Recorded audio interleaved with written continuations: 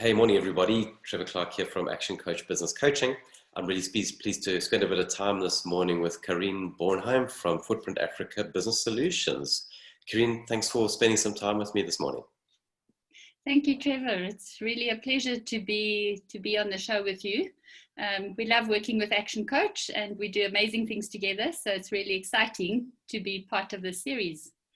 Fantastic. Well, and Karien used the word series there. We're kicking off today. This is the first one we're doing, and the idea is to actually get a couple of these conversations going over the coming months. You know, I've been coaching for 11 years now, and I love what I do. I get to see behind the scenes on so many different businesses and learning different industries and the nuance of how people make their businesses work. So the reason I wanted to kick off with Karien is we've getting into the realities of COVID and lockdown and so many businesses that have been making this adjustment to working virtual. Karien owns and runs a business that for over 16 years, or 17 years now, Karien knows the virtual space very well. A business that runs in countries across Africa and has always done it in a virtual space. So I'd love to just share. I thought Karien had some great ideas and insight for a lot of you listening in terms of how she has built the business, but not only has she built her business virtually in numerous countries, well, actually 54 countries to be precise. She also helps other businesses manage this space. So Karien, if you don't mind, maybe the best way, rather than me tell everybody what it is that you guys do you mind just tell us a little bit about FABS and what it is you do? Trevor, I'm so happy that you used our acronym FABS because, of course, we are made up of a group of FABS people, fabulous people with fabulous solutions, having a good time. Because I firmly believe that in business, if we're not having a good time, then the business is not successful. And the better the team gels and the more fun we have, the more successful we are. So we started the company in 2004, and it is a Pan-African company with a branch in Canada now. And we decided that we were going to be a virtual company right from the beginning. So in 2004, when we started, it was a very, very new concept, and people couldn't understand how we could run such a big organization without any physical presence, as in buildings anywhere. So a lot of people are talking about the new normal, but for us, it is really the old normal. We're quite used to doing this. So we have people in most of the countries, but no building, no brick and mortar in any of the buildings. And we're all working from wherever we are, because I firmly believe that unless we are at a customer or on the way to a customer, we are not doing what we should be doing, because we are here to help and assist our customers to beat their challenges and to solve their challenges. So as a company, what we do, we listen to our customers' challenges and we find solutions. While protecting their business investment, and everything always has to have a security foundation. So even if you just ask me for a Microsoft Office, my question is always, so what are you going to do with it? And are you thinking about data protection? Because of course we all need to think about data protection, GDPR, the various countries' data protection regulations, and that becomes critical. So that leads us very nicely into business continuity. You know, people always think about business continuity as DR, disaster recovery and backup. But that's not business continuity at all. I mean, think about the English description of what is business continuity. It is continue doing business irrespective of the conditions outside. It's a simple English concept. I mean, the words are just English. There's no IT behind it. It's pretty basic. How do you continue doing business? Whatever the world gives you. And I think COVID is a great example of that. Whoever thought that we would have this pandemic where nobody could go into the office, where people had to work from anywhere and just be able to continue with their day-to-day tasks. Nobody thought about that. Everybody thought, okay, so if our building blows up, or if there's a flood, or if there's a problem in the actual data center, what are we going to do? So in the old days, you thought, okay, we'll take the whole team, we'll move them to the DR site, and they'll be able to work from there. But now we can't all be in the same space. We all have to be in different places, at home, on the beach, on the moon even. I mean, you need to be able to work from absolutely anywhere. And in fact, if Elon Musk has his way, proudly South African, of course, we'll have to be able to work from Mars. So business continuity is really just carrying on doing business from wherever you are. And FABS has been very successful in doing that right from the beginning. Brilliant, that's a perfect background. Now I want to get into some of those ideas, because you were sharing some of the ideas with me a while ago, that the things that you're doing to help people protect their businesses. But just briefly, if you don't mind, I always just love to know a bit of the kind of background of the story, how the business started. You know, not everybody just wakes up and says, let's have a business in over 50 countries across the continent. I'd just love to know a little bit of the background of how the business came about, if you don't mind. So I was very fortunate. Straight out of business, straight out of university, I started working for IBM. IBM recruited me what feels like 100 years ago. And I started working for them. And I worked for them literally my entire, what I call my working life. So I was very lucky in that I went through practically every part of doing business and got trained and educated and mentored through every part of business at IBM. It's an amazing learning school. And in 2003, I decided that it was time to branch out on my own. So when I left IBM, I was looking after software for Africa. So I was introduced to Africa from a very, very early age in my working career. And I was one of the very first women to be able to get a visa into Nigeria. And in fact, the Nigerian ambassador in South Africa called me personally to ask whether I was really sure that I wanted to go to Nigeria. So IBM was a bit rough. The first real deep, dark Africa, if one can call it that, country they sent me to was Nigeria. It was an interesting experience. I landed there, looked around and thought, am I really getting off this plane? But I'm so glad I did, because to this day, Nigeria has a very, very special place in my heart. And I absolutely adore going there and doing business there. The people are amazing. They are go-getters. They get things done. And when you think how difficult their business conditions are sometimes and what they've managed to achieve in business, it's phenomenal. So very often when South Africans think about Africa, they think about, just like the rest of the world, about what the news tells us, famine, war, broken down infrastructure. But it's not like that at all. In fact, most of the African countries are very advanced. And some of them, I personally think, are even more advanced than we are in South Africa and even in the West. So my whole thing about doing business in Africa is to try and get Africa to be number one in the world from in the IT space. I don't see why we need to follow anybody. I believe we have the right people. We have the right attitude. We know what our problems and our challenges are. So why don't we fix them ourselves and then export what we do to the rest of the world? So when you think about mobile money, for example, on the phone with M-Pesa, Africa was first.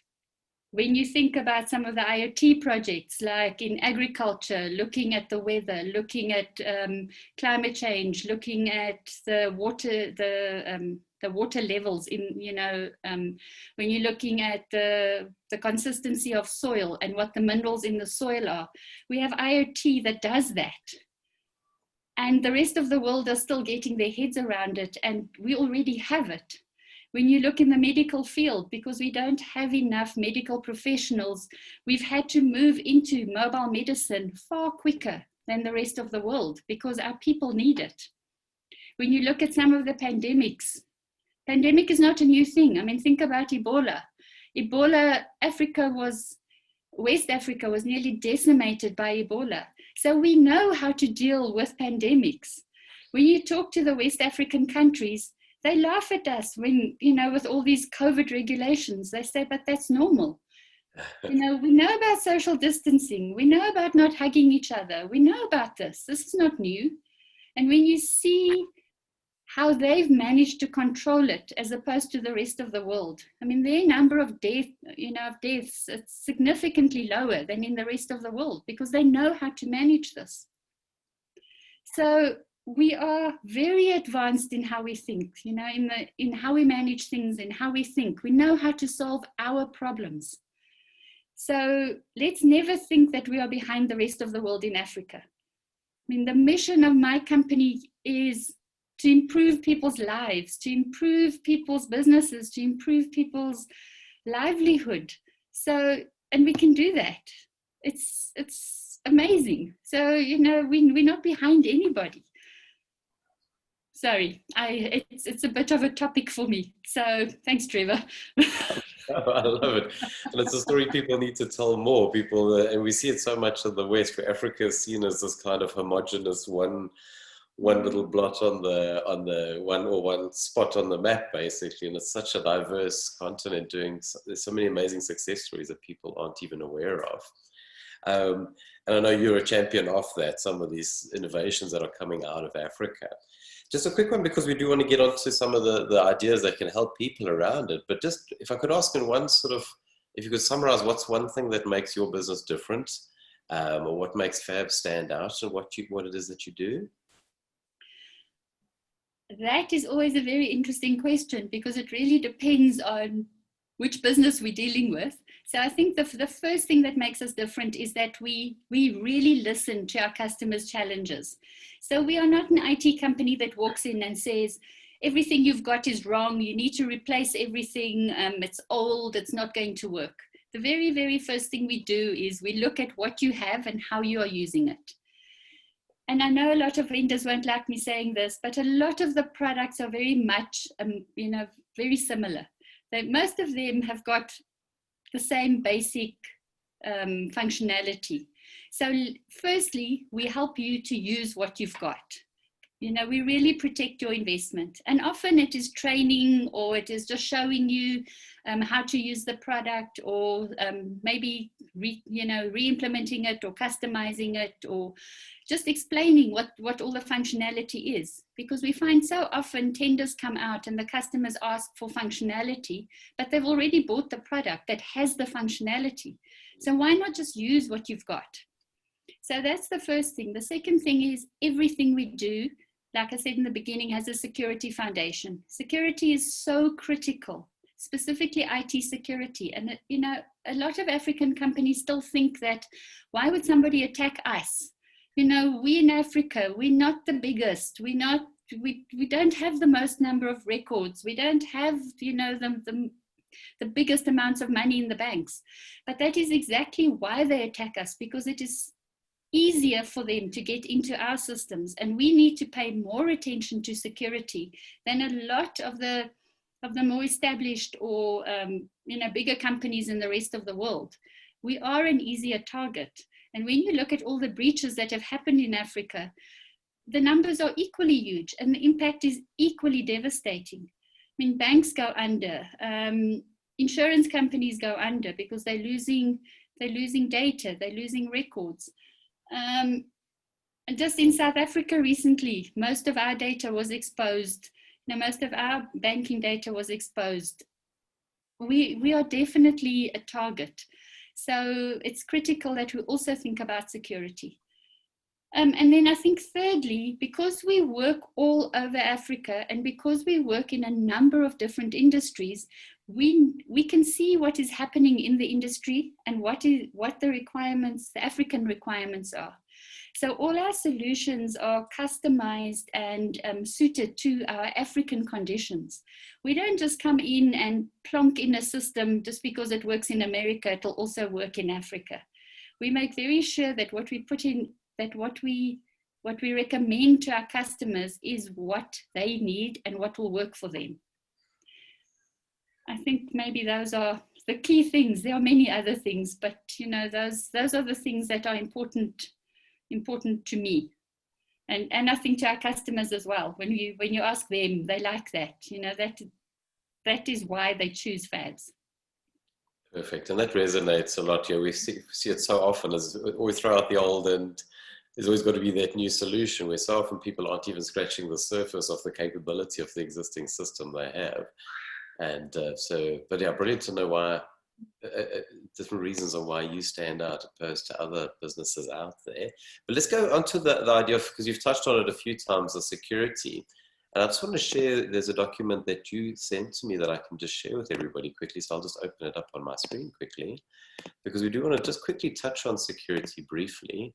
Is that showing up properly, Karien?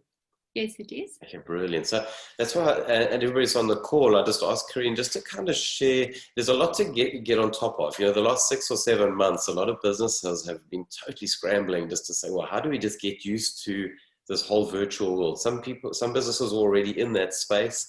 Others literally had to transform themselves to start getting used to what is the new normal for a lot of businesses, or the old normal for Karien and her team. But Karien, if you don't mind, just maybe just at a top level, if you could pick out the kind of 3 or 4 top things that maybe people should be aware of, that maybe you're seeing that some people are neglecting or aren't aware of some of the risks or other areas they should be looking at as they make this transition into online businesses. Maybe just the highlights that you could warn us about, please. Yeah, I mean, obviously there's a lot to talk about, and we're very happy, to take our customers in more detail through this. But I think the key things at the moment, most businesses scramble to get their employees to have access to the systems inside the company, in the data center. And that was great to get going and to ensure that the business could continue to trade.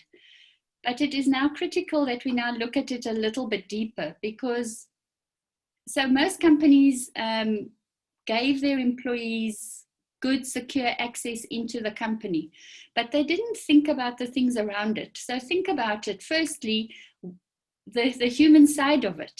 It's critical that we think about the human side. Where are the people working from? Do they have proper equipment? Can they do their job with what they've got? Or are they all working on that one laptop that the entire family has to use? Because the children are learning from home, the husband or the wife needs access to a computer, and the employee needs to do their job on a day-to-day basis. Is the physical, laptop that they've got, or the computer that they took home in haste, is it good enough to be able to do the work that they need to do? Secondly, are they backing it up? Because now that we're all working from home, we're now all storing all our data on our laptop or on the computer that we took home. So the company will have great backup procedures for everything that sits on the server, but what about the stuff that is now sitting on their physical laptop? And how secure is that? If somebody broke in and stole the laptop now, would the data be gone, and would they have access to that? And would they have access into the organization just by opening up the laptop? Because most people will remain connected. They won't switch off their laptop every day. So one of the areas that we really need to focus on is around the identity management. So can we prove that the person that is using the computer and logging into the environment, is that person really who they say they are? And for that, multi-factor authentication is critical. So multi-factor authentication is something you are, something you know, and something you have. So something you know is your password, something you have is the physical laptop or your cell phone, and something you are is either your fingerprint or your facial recognition or retina scanning. So something physically that you as the identity, as the person has. And the only way to really identify a person is by having all 3 of those. And when you look at the way the banks use, for example, when you're logging into your bank account remotely, generally you have all 3. So you have a password that you need to use, you have a cell phone or a laptop that you use to log in, so that's something that you have, and then something that you are is, the one thing about something that you are can also be a question that is very specific to yourself. So often it is then a question that they ask you, or a voice recognition. So for example, if I'm traveling into Africa and I try and log into my bank account, the bank phones me, and just by answering, it identifies that I am who I say I am through the sound of my voice. So that is around the identity and the access. Then the next question is around this whole collaboration. A lot of us don't think about that, and specifically senior management. They need to continue to collaborate with their team. They need to continue to be in touch with their team, because it can become very isolating to work at home by yourself without this communication. So has the company set up the communication protocols to ensure that the team still functions and still works together without letting the employee feel that they are being monitored the whole time? So the employee must still be able to continue working and doing their job, but without being monitored the whole time, but being monitored enough that they do continue to work. You know, a lot of our senior managers are really, really struggling with this, because they are used to having the team around them. They can see the person is sitting there. They can see the person is doing their job. And is it really a case of having to be at your desk from 8 to 5? I mean, if I need to do homework with my child now because he's struggling and he comes and he asks a question, it doesn't mean that I'm not working. It just means that I'm helping him quickly, and maybe I'm working 2, 3, 4, 5 hours later in the evenings. Generally what has been found is that the productivity has gone up, but then employee burnout has now also become a very serious challenge. So when we think about business continuity, don't just think about the physical IT side of it. Also think about the human side of it. We need to look after and manage our people better. We need to learn how to be able to do that. So it's not just about IT. Some of the other things that we need to think about is moving to the cloud. So cloud has always been something that has been on everybody's minds, but lots of people have been really scared of it, because they're saying, hang on, if I don't have control over my own environment, then I don't feel it's secure. But think about all the cloud providers. They are spending billions and billions of dollars with thousands of security people securing their environments. As a company, how much money are you spending on your security? And how many people do you have looking after your security? Generally, security is an afterthought. Generally, it's something that somebody else is also doing. So it isn't a person that specializes in security. When we look at the number of security positions that are open in the world, we can really see the skills shortage in security. So moving to the cloud is definitely something that you need to consider, because it just makes this remote working so much easier. Trevor, I can go on and on and on about this forever, but maybe that's a good start. And you've got all the points on the slide, and you know, people can have a look at it. And we also have a checklist so that you know, that you can monitor, audit, assess yourself against it. So, you know, I'm very happy if people want to contact me. You saw my information on the previous slide, but also Trevor will share all our contact, you know, the contact information. Please contact us. Oh, the thing I didn't talk about was phishing. Sorry, Trevor. One last point quickly about phishing. So not fishing as in sitting by the dam and catching fish, although that would be amazing. It is, but it's the same concept. So where people are sending you something, either on your cell phone or in your email, trying to catch you. And when I say catch you, it means trying to get information out of you. So they're fishing for information. So what does this mean? Somebody sends you an email.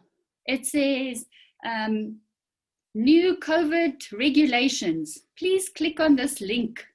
You know, if you don't follow these COVID regulations, then, you know, you're liable for a $3,000 fine or whatever it is. And immediately you click because you don't want to break the rules and you don't want to, you know, have to pay the fine. So you just click on the link.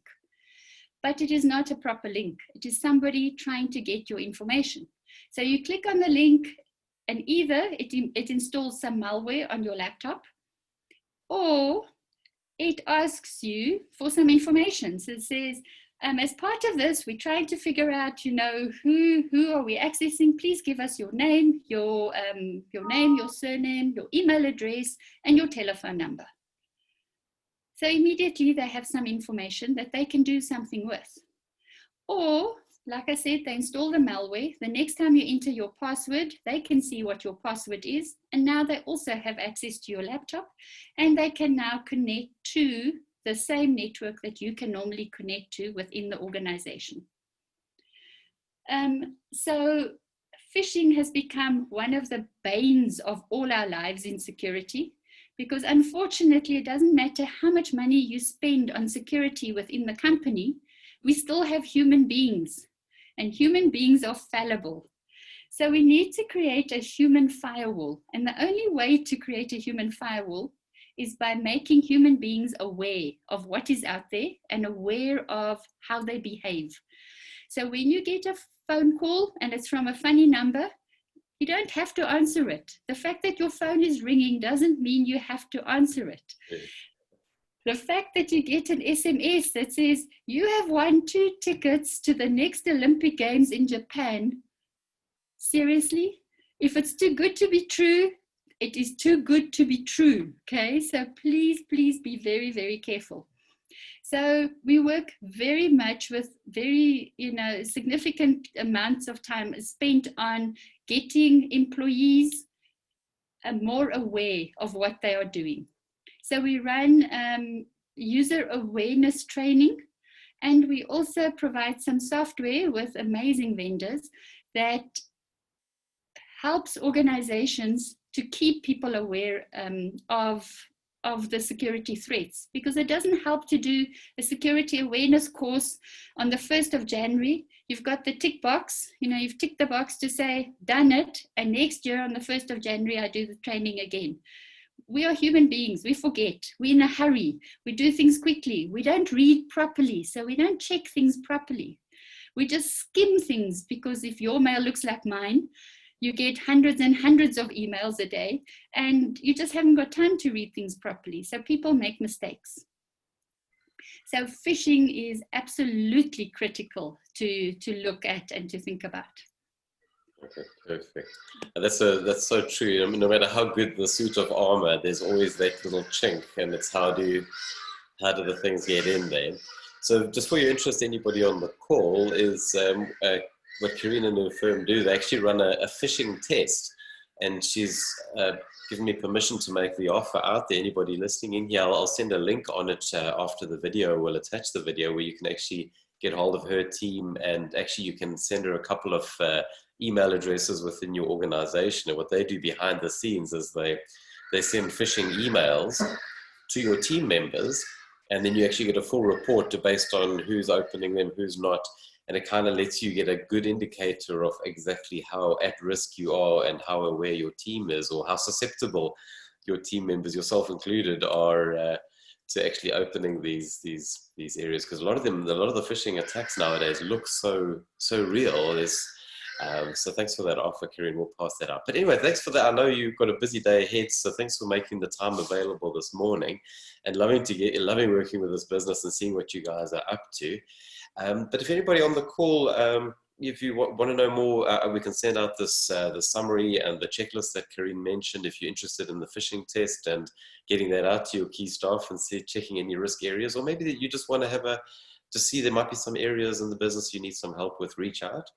But otherwise, Karien, thank you so much. Have a good weekend. I'll be seeing you next week. Any kind of final thoughts that you'd want to leave with anybody? Not really, Trevor. I think, thank you. Thank you for putting our offer out there. So we are running these phishing tests, and we do have an offer, to do some free phishing with your permission. And obviously, it's only a simulated phishing. It's not a real phishing attack. Let's be very clear. We would really steal your data. We're a very ethical company. We don't do things behind your back. So thank you for that.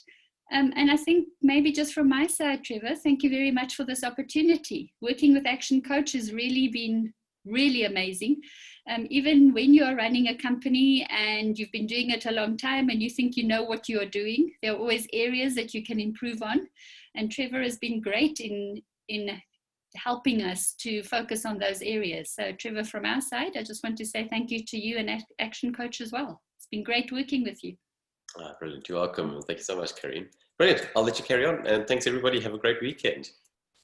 Thank you, everybody. Goodbye. Bye-bye.